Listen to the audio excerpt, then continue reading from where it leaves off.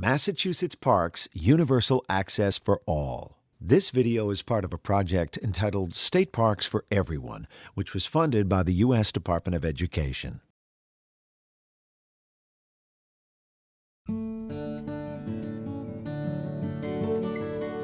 In Massachusetts, the Department of Conservation and Recreation maintains hundreds of public facilities intended to protect and enhance a wealth of natural, cultural, and recreational resources for the benefit of all. But for 250,000 of our fellow citizens, access to these resources has, until recently, been severely restricted or entirely denied by disability. Now, the Commonwealth's Universal Access Program is working to ensure that people of all abilities can enjoy the rich resources of our state and urban parks. Even though being in a wheelchair, I was able to bring my family here and we were able to do things together that I may not have been able to do with them. Just felt so great to, be out in the woods. I thought 30 years ago when I had my spinal cord injury that I would never be in the woods again.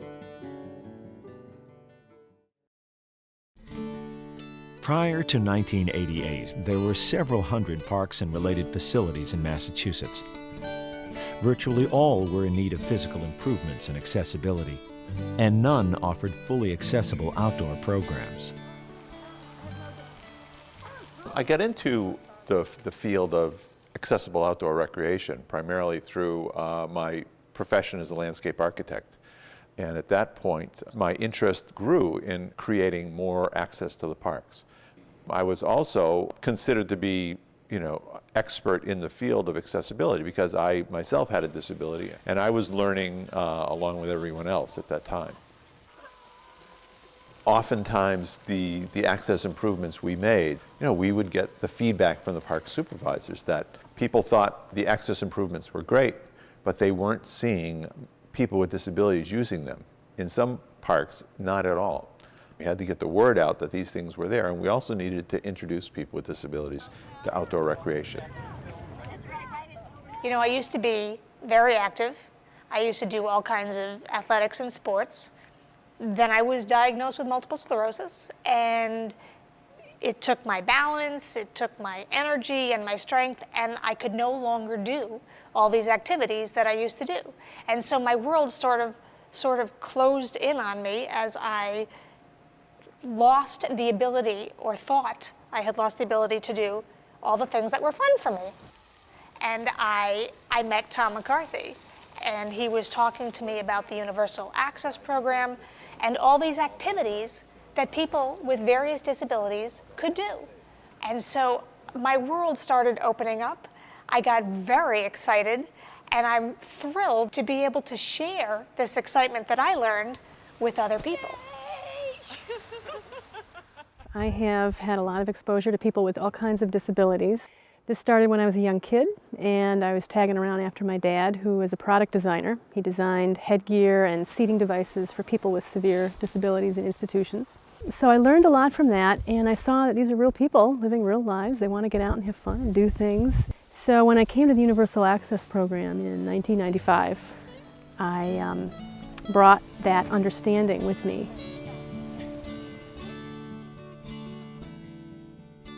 As we made access, especially boating access, the light really went on for me that, no matter how level you made the grade to the water, no matter how many handrails you had, there were a lot of people who weren't going to be able to get that boat off the car and get it into the water independently. We were going to have some hands-on help to introduce people to what these experiences were like. And so our program component began. There you go. You'll probably get a little more power with your stroke. Right. I ran a lot of adaptive recreation programs for them, including kayaking and canoeing and biking, in the winter, cross-country skiing and snowshoeing. I really enjoy making recreation available for everybody and making kayaking accessible for people of all abilities. There you go. How's that? By 2004, The Universal Access Program had made significant improvements to many of the state and urban parks in Massachusetts and was running 120 programs each year. We basically offer different types of programs. We have one-day events in which we might have an open house or a winter carnival. These are events that expose the public at large to our programs and activities.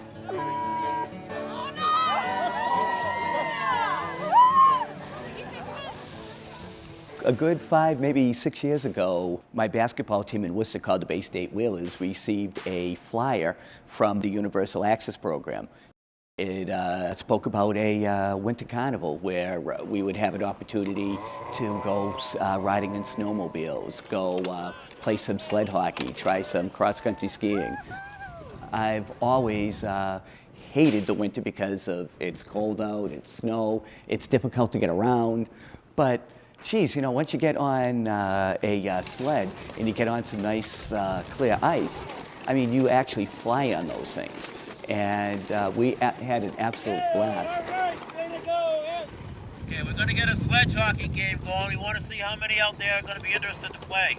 The great thing about the Universal Access Program is that all these activities are valuable and satisfying to people of all abilities. We actually have the equipment, we have people who are able to help them. We've already made sure that the activity really is accessible. I have had a major role in researching and purchasing adaptive recreation equipment, and currently I maintain all of our existing equipment, and this includes things like, for winter, sit skis, for cross-country skiing and ice skating sleds, and kick sleds from Scandinavia that are just wonderful ways of getting people out in the snow. Specialized bicycles for people who don't use their legs, or people who are ambulatory but need more supportive balance. The equipment has just evolved incredibly over the years, and that is allowing people to have access to the water, to the hiking trails like never before. They're called TerraTrex. It's made specifically for trails and sort of all-terrain. Right now I'm putting on one of the most important parts of the bike, which is these two rickshaw-like poles. And so this helps us to be able to go over roots and rocks that might be in the way on the trail. These chairs here that you've seen some of have climbed up Mount Greylock, these same chairs. So sometimes equipment is necessary, other times it's just kind of human contact that creates an accessible program. This kind of activity is important because recreation and playing is a place for communities to come together. It gets people active, and it also really empowers people who haven't been able to do that. People who never believed that they could bike are able to bike, and it's a really amazing and empowering experience for them. Well, I've only been on this particular bike, and it's such a pleasure. You coming down on the bike? I have MS.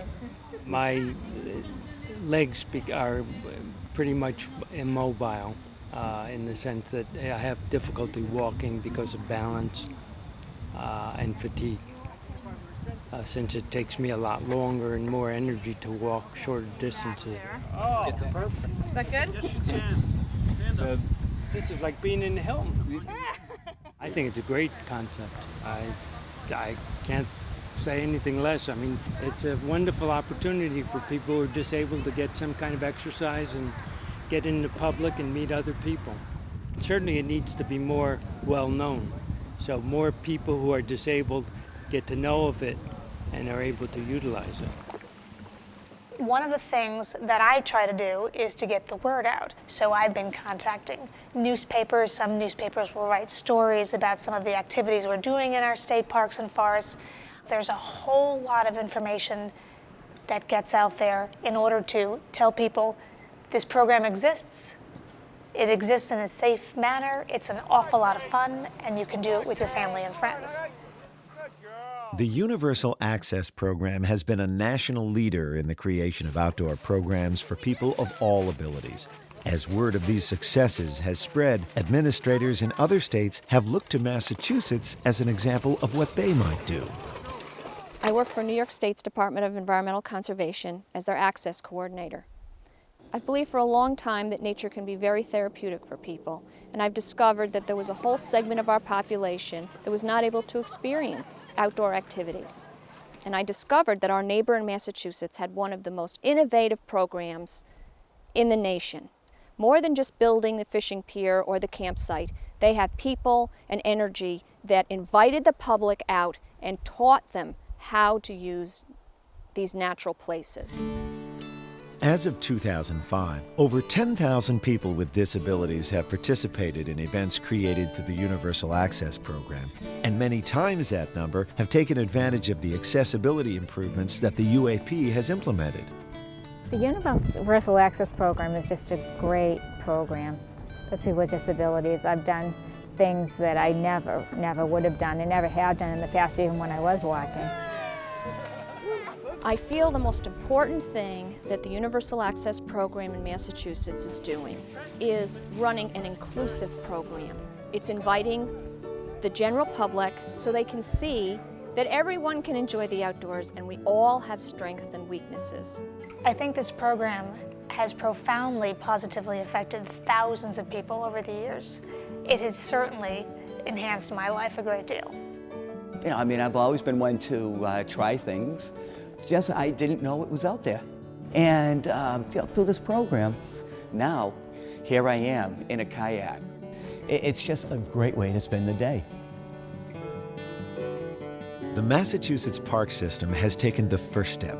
Your important contribution will help us to continue to open our parks to everyone. Help us take the next step by making your tax-deductible contribution to the Conservation Trust Fund, earmarked for the Universal Access Program, and send it to Universal Access Program, 251 Causeway Street, Suite 600, Boston, Massachusetts, 02114-0104. Or call us at 413-545-5353.